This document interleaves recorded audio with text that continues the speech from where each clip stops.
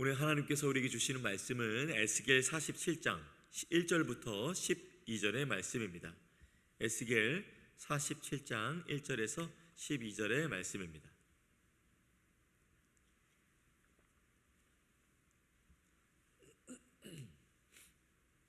우리 말씀 읽으실 때에 제가 먼저 읽고 성도님들 읽으시고 교독하시고 우리 12절 말씀은 함께 읽겠습니다. 그가 나를 데리고 성전문에 이르리니 성전의 앞면이 동쪽을 향하였는데 그 문지방 밑에서 물이 나와 동쪽으로 흐르다가 성전 오른쪽 제단 남쪽으로 흘러내리더라. 그가 또 나를 데리고 북문으로 나가서 바깥길로 꺾여 동쪽을 향한 바깥문에 이르시기로 본즉 물이 그 오른쪽에서 스며 나오더라. 그 사람이 손에 줄을 잡고 동쪽으로 나아가며 천척을 측량한 후에 내게 그 물을 건너게 하시니 물이 발목에 오르더니 다시 천척을 측량하고 내게 물을 건너게 하시며 물이 무릎에 오르고 다시 천척을 측량하고 내게 물을 건너게 하시니 물이 허리에 오르고 다시 천척을 측량하니 물이 내가 건너지 못할 강이 된지라. 그 물이 가득하여 헤엄칠 만한 물이요 사람이 능히 건너지 못할 강이더라. 그가 내게 이르시되 나를 인도하여 강가로 돌아가게 하시기로. 내가 돌아가니 강 좌우편에 나무가 심히 많더라. 그가 내게 이르시되 이 물이 동쪽으로 향하여 흘러 아라바로 내려가서 바다에 이르리니 이 흘러내리는 물로 그 바다의 물이 되살아나리라. 이 강물이 흐르는 곳마다 번성하는 모든 생물이 살고 또 고기가 심히 많으리니 이 물이 흘러 들어가므로 바닷물이 되살아나겠고 이 강이 이르는 각처의 모든 것이 살 것이며 또 이 강가에 어부가 설 것이니 엔게디에서부터 에네글라임까지 그물 치는 곳이 될 것이라. 그 고기가 각기 종류를 따라 큰 바다의 고기같이 심히 많으려니와 그 진펄과 개펄은 되살아나지 못하고 소금 땅이 될 것이며 12절입니다. 강 좌우 가에는 각종 먹을 과실 나무가 자라서 그 잎이 시들지 아니하며 열매가 끊이지 아니하고 달마다 새 열매를 맺으리니 그 물이 성소를 통하여 나옴이라. 그 열매는 먹을 만하고 그 잎사귀는 약 재료가 되리라. 아멘. 사랑하는 성도 여러분, 우리가 신앙생활 하다 보면 우리가 얼마나 또 열심히 또 우리가 신앙생활을 하고 또 주님의 몸된 교회를 섬기십니까? 근데 때로는 우리가 또 간혹 이렇게 딱 착각에 또 빠지게 돼요. 내가 열심히 했으니까 이 정도가 되는 것이지라고 말입니다. 그래서 때로는 주님을 사랑하는 마음 때문에 시작했지만은 내가 하는 열심이 나의 은혜를 보장해 주지라는 또한 그렇게 우리가 잘못된 계산으로 또 나아갈 때가 있습니다. 그런데 또 어때요? 그렇게 하다가 또 시험과 환난과 어려움과 또 죄로 인해서 무너지는 우리 자신을 볼 때는 내 힘과 노력과 능력이 아니지 주님이 은혜를 부어주셔야 감당하고 모든 것을 할 수 있지 이렇게 우리가 다시금 생각하게 되죠. 오늘 본문 말씀에도 참 이 강줄기 막 이렇게 나오는데요, 사람이 어떻게 이 하나님의 역사 가운데 보태는 것이 하나도 없습니다. 어떻게 다른 강줄기가 왔다, 사람이 하나님께 물 한 바가지라도 거기 강줄기에 얹었다 없습니다. 하나님께서 이 모든 은혜와 이 은혜의 강줄기를 하나님께서 충만하게 만들어 가셨습니다. 그래서 결국 이것이 점점 깊어지더니 헤엄칠 수밖에 없게 되었는데요, 저는 오늘 말씀이 마치 이렇게 우리에게 묻는 것만 같았어요. 너의 은혜의 근원은 무엇이냐? 먼저 이 강이 어디에서부터 시작되고 왜 걸어갈수록 점점 깊어져만 가는지 말씀 속에서 한번 알아보기 원합니다. 먼저 1절 말씀입니다. 그 문지방 밑에서 물이 나와 동쪽으로 흐르다가, 이 물이 시작된 곳이 문지방이에요. 뭔가 엄청 특별한 곳도 아니고 엄청 특별한 사람도 아닙니다. 문지방에서 시작되었습니다. 문지방이 당시에는 성전에 드나들던 사람들이 그 발을 밟으면서 이렇게 지나가는 그런 장소이죠. 가장 거룩한 자리에서 시작된 물이라고 볼 수가 있겠습니다. 물론 지성소도 아니고 제단도 아니었겠지만 또 이렇게 성전을 드나들 때 난 그 장소, 귀한 장소였습니다. 사람이 이 거룩한 자리에서 시작된 물이 이 사람이 서 있는 자리까지 흘러 내려왔습니다. 그리고 여기 물이 나왔다라는 표현을 하는데요, 이것은 한 번 물이 일회성으로 콸콸 터져 나오는 것이 아니라 계속해서 끝이 모를 계속해서 나오는 그 물을 말하는 것입니다. 저도 이제 나이아가라 폭포를 한번 본 적이 있는데, 그 뭐 그냥 물 흐르는 거잖아요, 높은 데서. 근데 그게 왜 장엄하고 대단하게 느껴지냐면, 어마어마한 물이 끊이지 아니하고 계속해서 수년 동안, 수십 년 동안, 수백 년 동안 흘렀다는 게 저에게 굉장히 크게 다가오더라고요. 그게 끝이 어딘지 모르겠지만 그 어마어마한 것이 끝도 없이 계속 흘러나오는 것. 오늘 말씀에서 여기에서 물이 나와라는 이 표현이 끝도 없이 흘러나오는 그 표현, 계속해서 흘러나오는 그 물줄기를 의미하고 있는 것입니다. 그리고 3절에 굉장히 흥미로운 장면이 나옵니다. 이 3절에 천척을 측량한 후에 물이 발목까지 오릅니다. 여러분의 발목에 물이 딱 잠겼다고 생각해 보세요. 그리고 4절에는 또 두 단계가 더 상승합니다. 1단계는 발목, 2단계는 물이 이제 무릎까지 차오릅니다. 그리고 이제 4절 말씀 또 보면 물이 허리까지 차오릅니다. 그리고 5절 말씀에 이제 물이 건너지 못할 정도로 가득 차오르게 되었습니다. 발목, 무릎, 허리, 그리고 이제 가득 채운 것입니다. 이 4단계로 이렇게 진행을 하게 되는데요, 이것은 왜 하나님이 이렇게 그냥 물이 점점 흘러 가득 찼더라라고 표현하면 됐을 텐데 왜 이렇게 했을까요? 먼저 이 4번을 측량하는 동안에 어느 곳에서도 어느 다른 물줄기가 합류했다, 에스겔이 물에 퍼다 날랐다, 아무것도 없습니다. 다른 곳에서부터 이것이 더해진 것이 아니라 성전 문지방에서 흘렀던 그 물이 바로 하나님께서 흘리셨던 그 물이 계속해서 이렇게 어마어마하게 흘렀던 것이죠. 그러면서 자연스럽게 점점 단계를 두고 깊어진 것입니다. 성경학자들은 이 4단계를 두고 왜 이렇게 기록했을까 이렇게 연구하면서 성경을 읽는 독자들이 이 강이 점점 깊어지는 것을 자신의 몸에, 신체에 비유하여서 점점 그것이 깊어지는 것을 하나님께서 세밀하게 그분의 은혜가 어떻게 단계별로 이루어지는지를 나타내기 위해서 이렇게 기록됐다라고 보아집니다. 이 말씀을 처음 받는 자들이 어땠을까? 저는 좀 말씀을 묵상하면서 그런 생각을 해봤어요. 이때는 이제 에스겔, 우리가 이제 느꼈던 말씀보다 더 크게 다가왔을 텐데요, 에스겔이 이 환상을 본 것은 포로로 끌려온 지 이미 25년이 지난 상태였습니다. 참 암울한 시대죠. 나라가 이미 25년 전에 다 무너졌고, 그것을 뭐 재건할 재료도 없고, 그것을 재건할 기술도 없고, 그것을 재건할 사람도 없고, 그것을 재건할 용기도 없는 그러한 땅 가운데 이 하나님의 말씀이 이렇게 퍼진 거예요.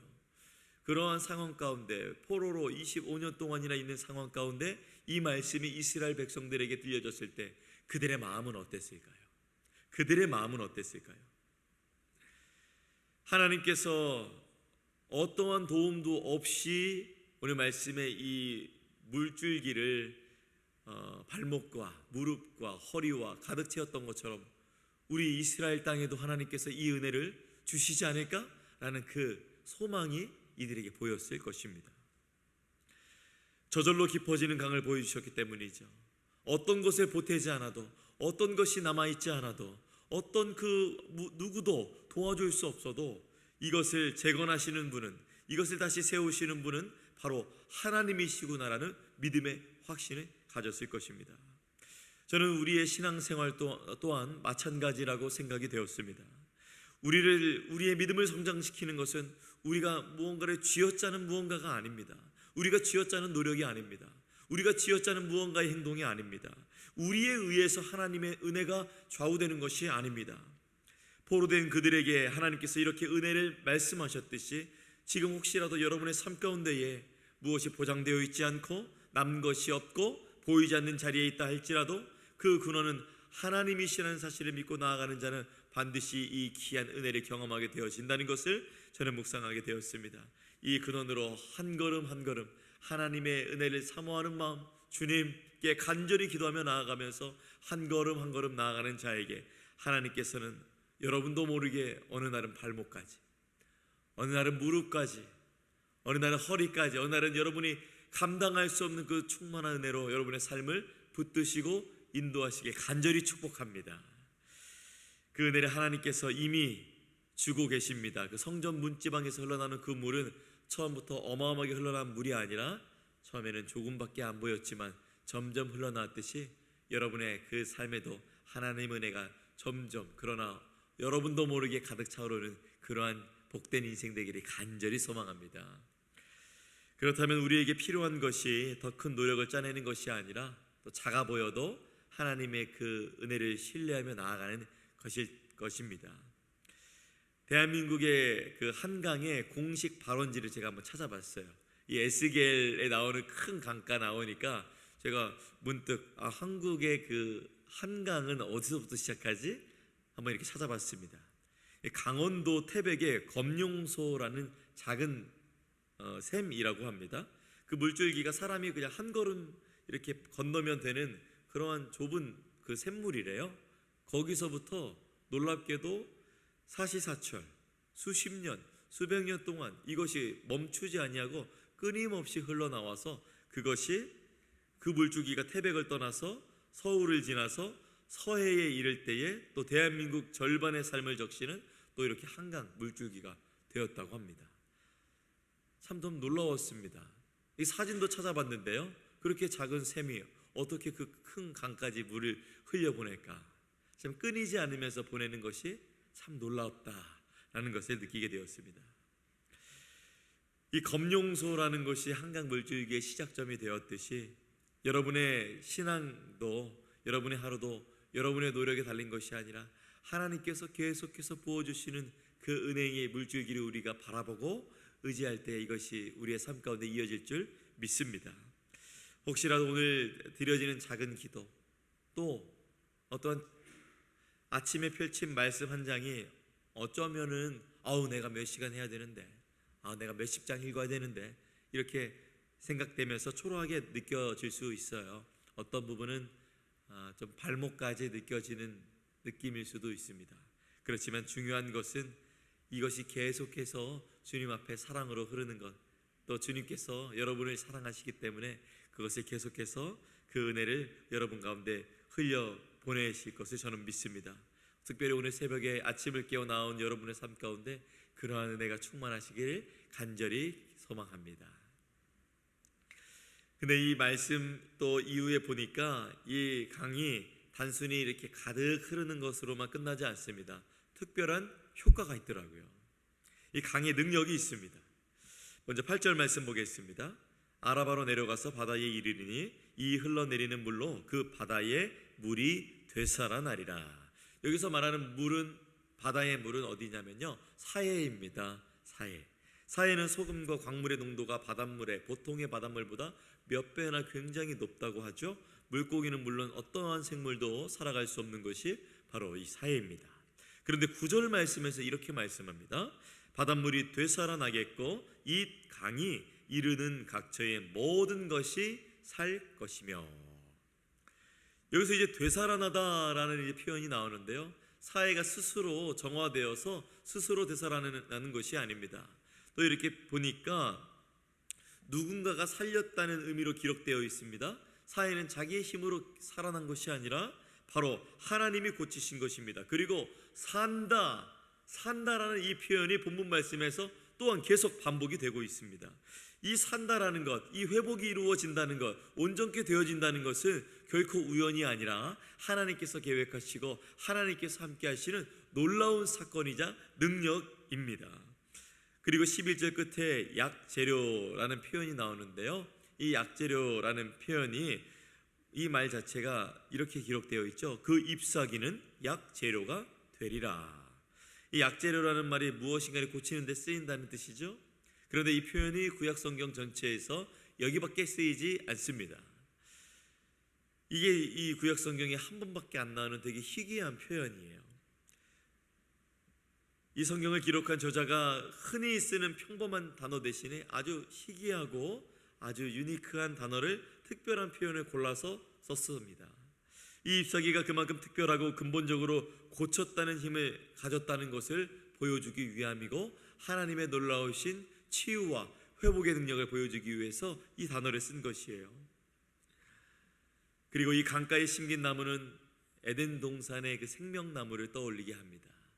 물이 마르지 않고 또 풍성한 열매를 맺었던, 사람의 죄로 인하여서 에덴에서 쫓겨났고 잃어버렸던 그 생명나무, 이제 이 강가에서 다시 자라나 열매를 맺고 있는 것입니다. 훗날 예수님께서 요한복음 7장 말씀에 예수님이 초막절에 서서 이렇게 말씀하시죠. 누구든지 목마른 자는 내게 와라, 생수의 강이 흘러나오리라. 예수님께서 말씀해 주셨습니다. 에스겔의 성전에서 보았던 그 강이 이제는 건물이 아니라 예수님을 믿는 저와 여러분의 한 사람 한 사람에게 그 안에 성령께서 내주하셔서 흘러나오게 하시는 것입니다. 저는 이 말씀을 읽으면서 이 놀라운 하나님의 은혜의 강가가 눈앞에 쫙 펼쳐졌어요. 그러면서 우리가 이 은혜의 강가를 바라보면서 어떠한 질문을 던질 수 있을까 생각해 봤습니다. 사랑하는 성도 여러분, 우리의 삶 가운데서도 이 사해같이 느껴지는 그러한 장소가 있으실 거예요. 저의 삶에도 있더라고요. 하나님의 은혜가 필요한 자리, 꼭 죽어져 있어 보이는 그 자리, 다른 사람에게는 보여주고 싶지 않은 그 죽어진 자리, 혹시 여러분에게는 어떠한 사해와도 같이 느껴지는 자리가 있으십니까? 여러분의 가정에서, 여러분의 관계에서, 또 여러분의 오랜 습관 가운데 그러한 것들이 있지는 않으신지요? 이제는 도무지 회복될 것 같지 않아, 이제는 안 될 것 같아, 그 부분은 이라고 여겨지는 부분이 있지는 않으신지요? 겉으로는 말라 죽었던 것처럼 보여도 하나님의 보내시는 그 물줄기가 닿자 모든 것이 되살아났습니다. 이것이 여러분에게 소망이 되시기를 간절히 소망합니다. 오늘 그 자리를, 사해와도 같은 그 자리를 주님이 그 생명의 강가가 흘러갈 수 있도록 여러분 이제 낙심의 돌덩이를 내려놓고 다시 한번 그 자리를 사모하는 나의 삶이 되게 해달라고, 우리 가정이 되게 해달라고, 우리 교회가 되게 해달라고 하나님께 간절히 기도하며 나아갈 수 있는 여러분의 삶이 되기를 축복합니다. 그러면 그 회복을 하나님께서 이루어 주실 거예요. 그때에 나만 그것을 누리지 마시고 오늘 여기에서 그 약 재료를 내었던 그 식물처럼 그 생명을 이웃에게, 또 세상에, 또 세계 열방 가운데에 여러분의 선교적 삶을 통하여서 나타낼 수 있는 하나님께 귀히 쓰임 받는 삶이 되기를 간절히 소망합니다. 그러므로 우리의 근원 되신 주님을 떠나지 않는 발걸음을 오늘도 우리가 계속 걸었으면 좋겠어요. 말씀의 결론입니다. 에스겔이 본 것은 단순한 환상이 아니었습니다. 그 물줄기가 성전 문지방에서 흘러나올 때 발목까지, 그리고 무릎까지, 그리고 허리까지, 그리고 아무도 건들 수 없는 충만한 강이 되었고 아무도 살릴 수 없었던 것을 살릴 수 있는 그 강가가 되었습니다. 우리도 마찬가지입니다.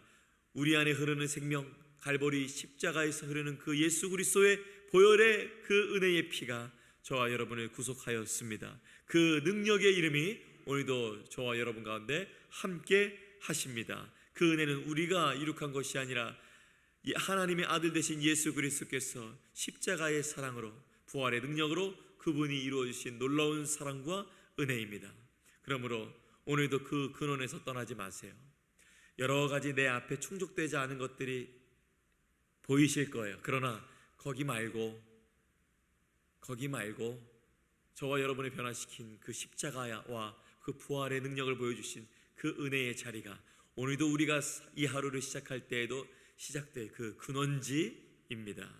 그리하여서 그러한 여러분의 삶 가운데에 오늘도 주님께서 마르지 않는 샘물과도 같은 그 은혜가 차고도 넘치게 하는 여러분의 복된 삶이 되게 하시기를 예수님의 이름으로 축원합니다. 기도하겠습니다.